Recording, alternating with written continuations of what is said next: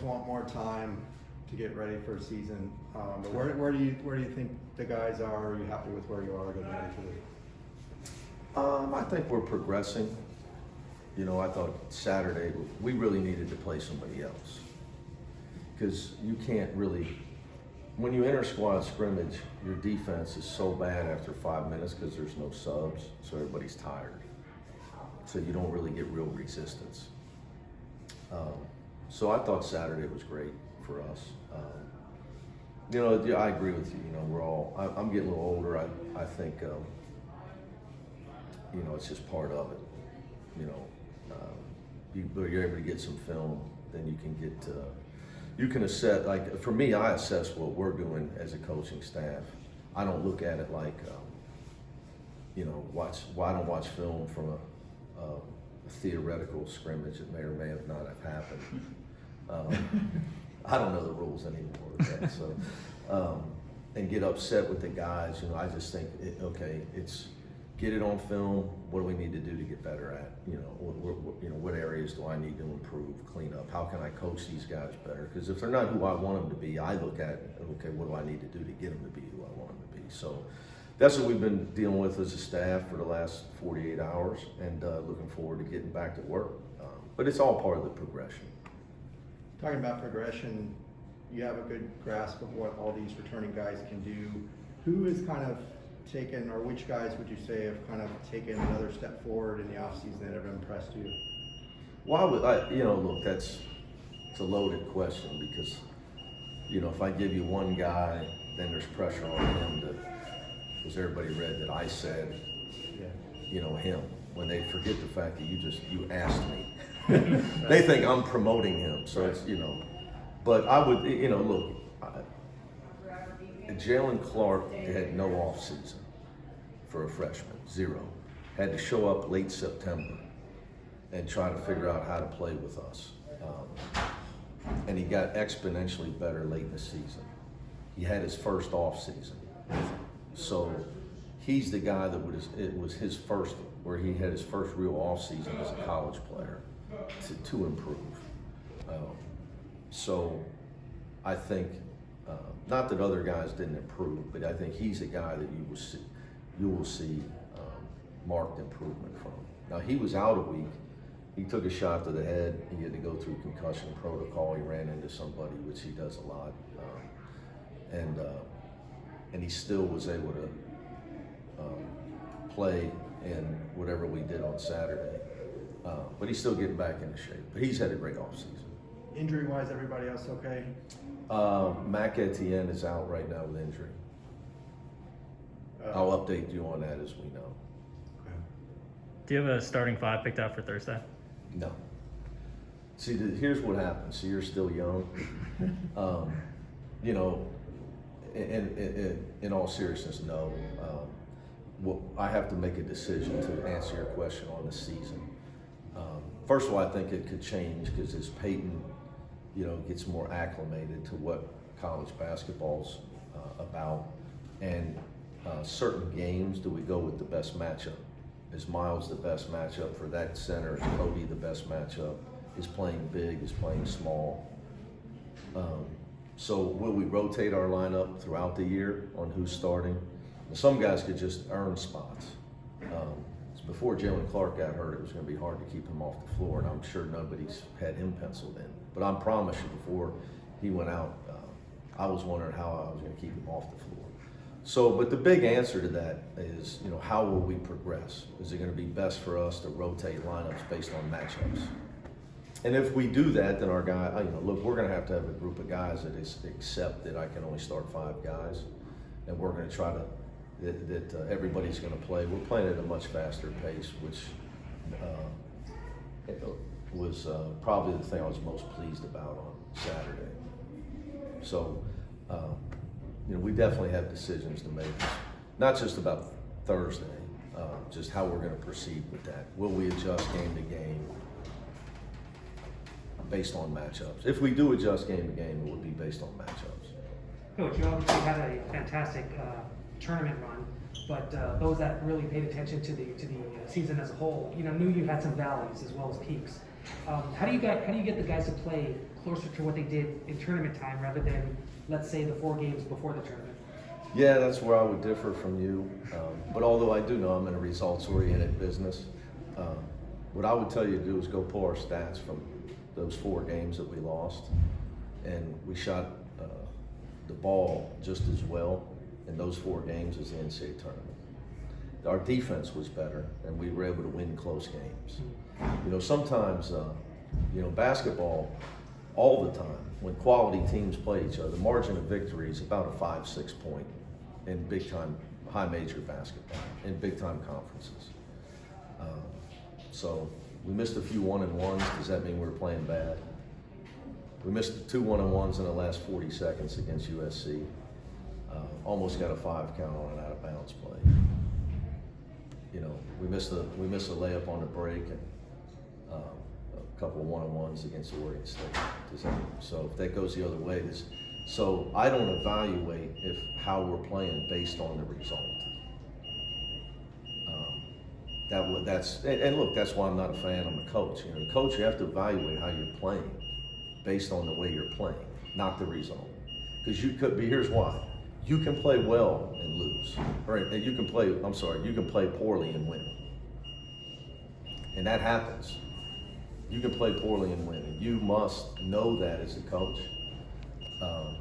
So we had a quote-unquote practice Saturday, and although the score might have been theoretically in our favor, we don't evaluate that. We evaluate what we need to do to get better, regardless of result. And I think when you're playing and coaching at this level, peaks and valleys are for fans and media. You know, development and coaching are for teams and coaches. So, that's how I look at it. Here's how I look at our team last year. We went through unbelievable trauma all year, from COVID to Johnny hurt to start the season, as well as Jalen Hill, to losing a couple crazy games at the buzzer, losing our only senior, an NBA prospect in the middle of the season, and then losing a 6'10" valuable piece of our team without any notice on February 1st. Then Cody destroys his ankle and tries to play through it because he's just the ultimate warrior. That's how I look at our season. So regardless of what would have happened, we continue to try to get better. And that's what we're going to do this year. Look, guys, it's going to be a long year. I was going to ask something similar. Obviously you had all that going on. Is it a lot more comfortable now going, from this off season into the season? Well, we already lost Will McClendon, and I know,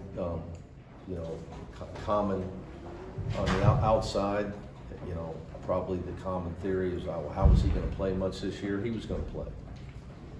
Will McClendon's a really good player.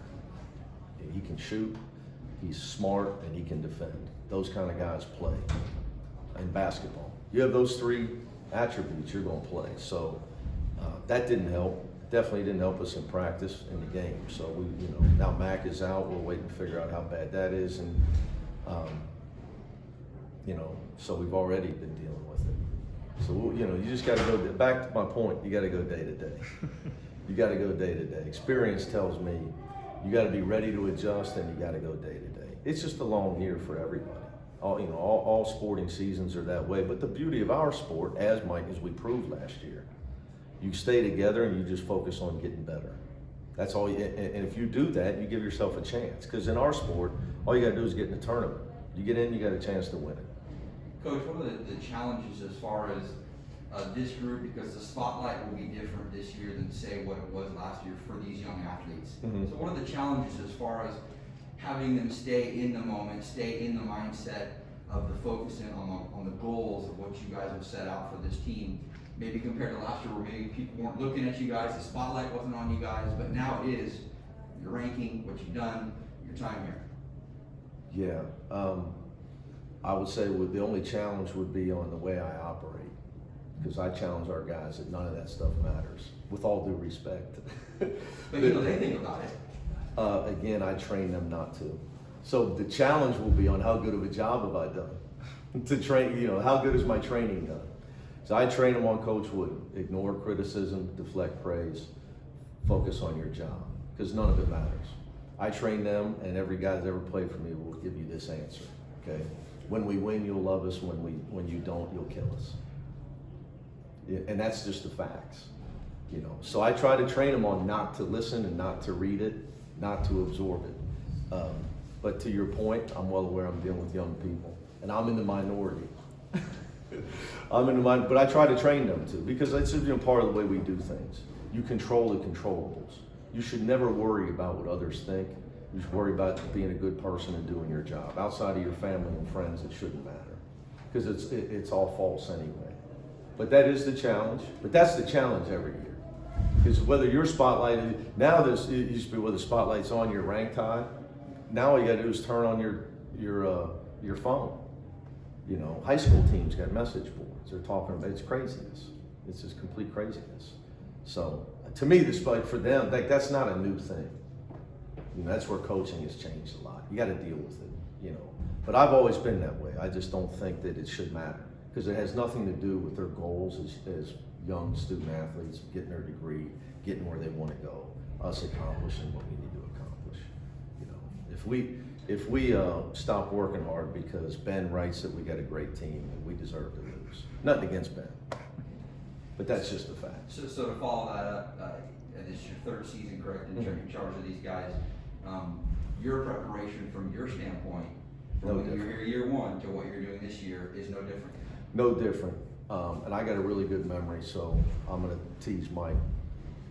We lost a game my first year, and he was standing here and he asked me, you know, are you just going to focus on the future for the rest of the season, because, you know, wherever we were at that point in the Pac-12 standings. And my head snapped. I said, we're going to try to get better today. You know, we got beat. We lost the Pac-12 on a buzzer shot. So, yeah, no, it hasn't changed.